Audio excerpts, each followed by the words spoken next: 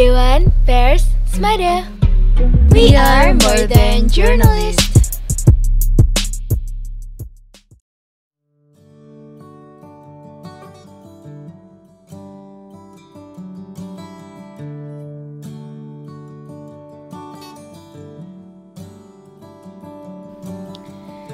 Karantina mandiri yang kita lakukan selama beberapa bulan terakhir berdampak kepada sebagian besar pelajar Indonesia.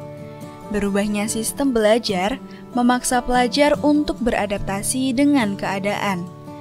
Ruang belajar yang dulunya penuh dengan interaksi langsung bersama teman-teman kelas, kini hanya sebatas ruang kamar sebagai tempat menimba ilmu. Yang mulanya kegiatan belajar dilakukan secara tatap muka, kini harus menatap layar handphone seharian. Tentunya, kegiatan belajar jadi tidak semenyenangkan dulu. Wajar bila sebagian pelajar merasa jenuh akan kegiatan sehari-hari mereka yang monoton. Sosial media menjadi salah satu pelarian yang mudah diakses selama pandemi. Yang awalnya hanya sebatas pengganti interaksi secara langsung, kini sosial media mengambil bagian besar dalam aktivitas pelajar sehari-hari. Para pelajar bisa menghabiskan waktu berjam-jam di sosial media hanya karena mereka terdistraksi oleh notifikasi saat hendak belajar. Berbagai konten dan video menarik yang tersaji memang dirancang agar pengguna menghabiskan lebih banyak waktu di sosial media. Sebagai pelajar, tentunya kita harus bisa melihat sisi lain dari sistem ini. Beragamnya jenis konten memudahkan kita untuk mengekspresikan diri di sosial media. Daripada hanya sebatas menjadi penikmat konten orang lain yang kurang bermanfaat, kita bisa mulai membuat konten kita sendiri. Memulai satu hal baru bukanlah sesuatu yang mudah.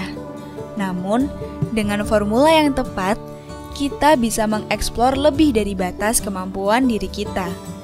Satu hal yang kita pikir terlalu jauh untuk diraih, nyatanya bisa kita gapai dengan melakukan satu langkah kecil untuk memulai.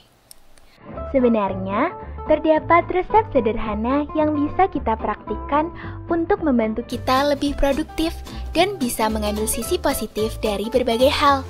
Ikuti saja langkah-langkah berikut ini. Siapkan gelas berukuran 500 ml berisi niat dan kemauan. Masukkan 1 sendok kreativitas. Tambahkan 1 cup konsistensi dan semangat. Lalu aduk rata. Taburkan sejumput bubuk keberuntungan. Terakhir, tuangkan 1 sendok susu telak malas. Walah, 1 gelas minuman anti rebahan siap dinikmati. Perlu diingat, bagi sebagian orang, resep ini memiliki efek samping tertentu, yaitu tidak sadarkan diri, kemudian semangat yang meningkat secara tiba-tiba. Sekarang kita masuk ke babak 2. Isi konten. Konten yang akan kita buat haruslah menarik dan bermanfaat.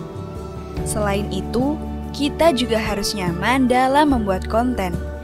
Jangan sampai kita memaksakan diri dan berpura-pura menjadi orang lain hanya karena ingin diterima oleh sosial media. Membuat konten sesuai minat kamu tentu bisa memacu dirimu untuk lebih kreatif, inovatif, dan eksploratif dalam bidang tersebut, sehingga kamu akan terhindar dari kejenuhan dan kebosanan. Manfaatkan potensi diri dan mulailah berbagi.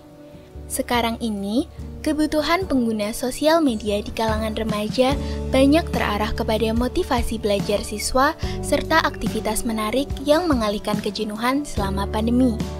Daripada bosan belajar, kamu bisa mengeksplor metode belajar baru lalu bagikan dengan teman sosial mediamu. Daripada menyimpan resep masakanmu untuk dinikmati sendiri, kamu bisa mulai membagikannya ke sosial media. Daripada bosan berolahraga sendirian, tunjukkan kepada sosial media bahwa olahraga itu menyenangkan. Drive to Thrive. Lampaui batasanmu, wujudkan impianmu. Terima kasih. Dan selamat berjuang kaum pembawa masa depan.